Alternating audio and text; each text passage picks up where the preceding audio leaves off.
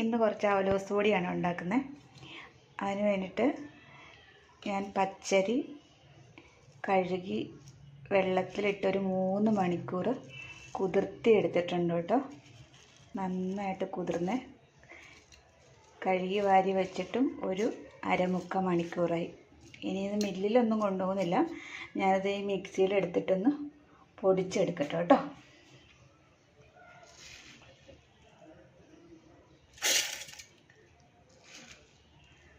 തരി തരിയായിട്ട് പൊടിച്ചെടുക്കണേ, ഒരുപാടങ്ങ് പൊടിഞ്ഞു പോകണ്ട, ചെറിയൊരു തരി വേണം കേട്ടോ പൊടിച്ചെടുക്കുമ്പോൾ.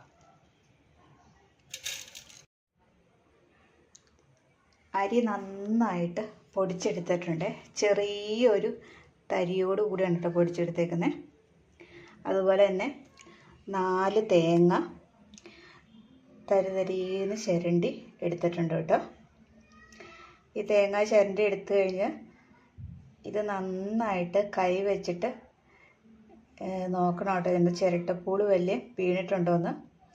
അങ്ങനെ വീണിട്ടുണ്ടെങ്കിൽ ആ പൊടികളെല്ലാം പറക്കി കളഞ്ഞിട്ട് വേണം തേങ്ങ ഈ അരിപ്പൊടിയിലേക്ക് ചേർത്ത് കൊടുക്കാൻ കേട്ടോ. ഈ തേങ്ങ അരിപ്പൊടിയും കൂടി ഇനി നമുക്ക് ഒരുമിച്ച് തിരുമ്മി ചേർക്കണം കേട്ടോ കൈ കൊണ്ട്. ഈ തേങ്ങയുടെ പാലെല്ലാം ഈ അരിപ്പൊടിയിലേക്ക് നന്നായിട്ട് പിടിക്കണം. അങ്ങനെ ഒരു 1 മണിക്കൂർ നമുക്ക് ഇത് റെസ്റ്റ് ചെയ്യാൻ വെച്ചേക്കണം. ആ തേങ്ങാപ്പാലെല്ലാം ഈ അരിപ്പൊടി അങ്ങ് പിടിച്ചെടുക്കണം നന്നായിട്ട്. എന്നിട്ട് നമുക്കത് വറുത്തെടുക്കാനായിട്ട് തേങ്ങ നമുക്കിതിലേക്ക് ചേർത്ത് കൊടുക്കുന്നതിന് മുമ്പായിട്ട് കുറച്ച് ജീരകം ചേർത്ത് കൊടുക്കാം കേട്ടോ. ഇനി ഇതിലേക്ക് കുറച്ച് എള്ളും കൂടെ ചേർത്ത് കൊടുക്കാം.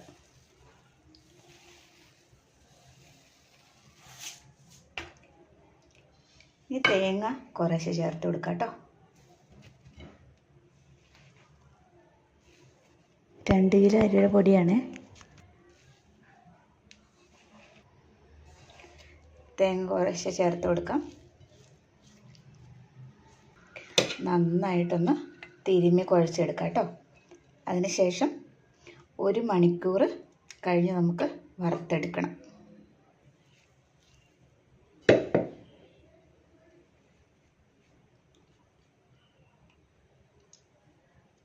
ഇതിലേക്ക് കുറച്ച് ഉപ്പ് പൊടിയും കൂടി ചേർത്ത് കൊടുക്കുന്നുണ്ട്. ഒരുപാട് ഉപ്പ് പൊടി ചേർത്ത് കൊടുക്കരുത് കേട്ടോ, കുറച്ച് ഉപ്പ് പൊടി ചേർത്ത് കൊടുത്താൽ മതി കേട്ടോ. ഇനി ഇത് തിരുമ്മിക്കൂട്ടി 2 കൈ കൊണ്ട് നന്നായിട്ട് തിരുമ്മിക്കൂട്ടി കൊടുക്കുക. അരിപ്പൊടിയും തേങ്ങായും എള്ളും ചെറിയ ജീരകവും ഒരു പൊടിക്ക് ഉപ്പും ചേർത്തിട്ട് കൈ കൊണ്ട് നന്നായിട്ട് തിരുമ്മി ചേർത്ത് 1 മണിക്കൂർ ഇങ്ങനെ ഒന്ന് വെച്ചേക്കണം കേട്ടോ നമ്മൾ. അത് കഴിഞ്ഞിട്ട് വേണം ഇത് വറുത്തെടുക്കാനായിട്ട്. നല്ല പച്ച തേങ്ങയല്ലേ, ആ തേങ്ങാപ്പാലൊക്കെ ഈ അരിപ്പൊടിയിലേക്കൊന്ന് പിടിക്കണം. അപ്പോൾ 1 മണിക്കൂർ ഇങ്ങനെ ഇരിക്കട്ടെ. അതിന് ശേഷം നമുക്കിത് വറുത്തെടുക്കാം. ഈ പാത്രത്തിൽ ഇത് 2 പ്രാവശ്യമായിട്ടാണ് വറുത്തെടുക്കാൻ പറ്റുള്ളൂ. ഇപ്പോൾ ഇതിങ്ങനെ ഇരിക്കട്ടെ. ഇനി 1 മണിക്കൂറിന് ശേഷം നമുക്കിത് നന്നായിട്ട് വറുത്തെടുക്കാം. 1 മണിക്കൂർ ഇവിടെ ഇരിക്കട്ടെ കേട്ടോ. തേങ്ങ എടുക്കുമ്പോൾ എപ്പോഴും നല്ല മൂത്ത നല്ല തേങ്ങാപ്പാലുള്ള തേങ്ങ തിരഞ്ഞെടുക്കാൻ ഓർക്കണേ. ഒരുപാട് മൂത്ത് എണ്ണ തെളിയുന്ന പരുവത്തിലുള്ള തേങ്ങ എടുക്കരുത് കേട്ടോ. ഇതിന് നല്ല തേങ്ങാപ്പാലൊക്കെ ഉള്ള തേങ്ങ എടുക്കാൻ പ്രത്യേകം ഓർക്കണം കേട്ടോ. അപ്പം ഇതിങ്ങനെ ഇരിക്കും. ഒരുമിച്ചിട്ട് വറുത്തെടുക്കാൻ പാടായതുകൊണ്ട് 2 ആയിട്ട് വറുത്തെടുക്കാം കേട്ടോ. അതിൻ്റെ നേർ പകുതി ഞാനിവിടെ മാറ്റി വെച്ചിട്ടുണ്ട്. ഇതൊന്ന് വറുത്തെടുത്തിട്ട് നമുക്ക് അടുത്തത് വറുത്തെടുക്കാവേ. ആദ്യ ഉരുളിയിൽ നമുക്ക് വറുത്തെടുക്കാം.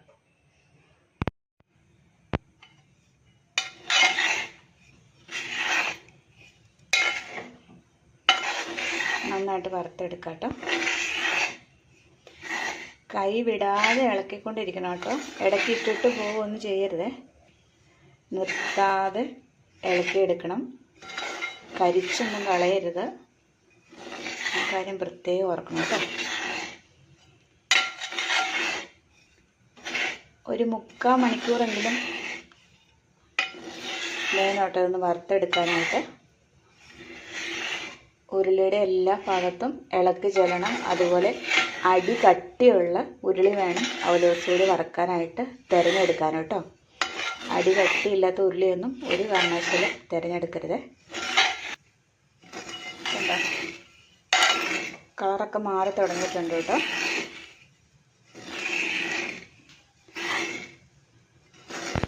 അരിപ്പൊടിയും തേങ്ങയൊക്കെ വറുത്ത് തുടങ്ങുമ്പോഴല്ലോ ആദ്യം ഇളക്കാൻ നല്ല പാടായിരിക്കും, ഭയങ്കര വെയിറ്റ് ആയിരിക്കും, ഇളക്കി അങ്ങ് എടുക്കാൻ ബുദ്ധിമുട്ടായിരിക്കും. പക്ഷെ അതൊക്കെ മാറി വന്നു കേട്ടോ. ഇപ്പോൾ കുറച്ചും കൂടെയൊക്കെ നന്നായിട്ട് സ്പീഡിൽ ഇളക്കി എടുക്കാൻ പറ്റുന്നുണ്ട്. ചെറിയൊരു ക്രീം കളറിലേക്ക് ഇത് വന്നിട്ടുണ്ട്.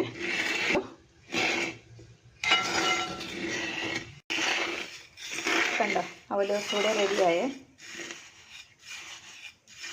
കണ്ടോ, ഒരു ശബ്ദം കേട്ടോ.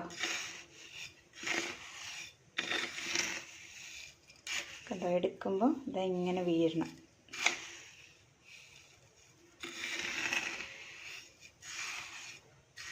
കണ്ടോ ഈ ശബ്ദം. നല്ലൊരു ക്രീമി കളറായിട്ടുണ്ട്. ഇളക്കുമ്പോൾ ഇപ്പം ചട്ടിയുടെ പുറത്തേക്ക് തെറിച്ചു പോകുന്നു. ചട്ടകത്തിൽ നിന്നുണ്ട് ഇങ്ങനെ വീഴണം. ഇനി നമുക്കിത് വാങ്ങി വെച്ചിട്ട് അടുത്തതും കൂടെ വറുത്തെടുക്കാം. കണ്ടോ, 3/4 മണിക്കൂർ എടുത്തു കേട്ടോ വറുത്തെടുക്കാനായിട്ട്. കണ്ടോ, ഒട്ടും കരിഞ്ഞിട്ടൊന്നും ഇല്ലടി. കണ്ടോ, ഉരുളിയുണ്ടോ, കൈവിടാതെ ഇളക്കിയെടുക്കണം.